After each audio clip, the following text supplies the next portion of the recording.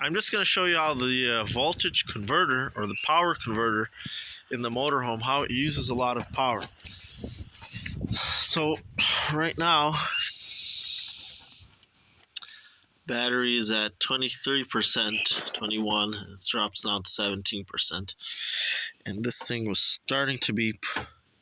And I don't have anything on, lights, TV, nothing is on.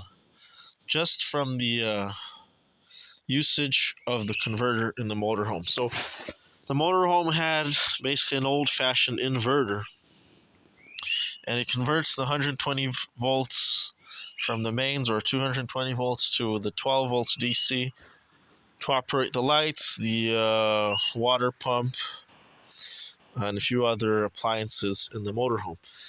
So once I disconnected, right away, let's see, the charge percentage is going to increase to about 30% really quickly.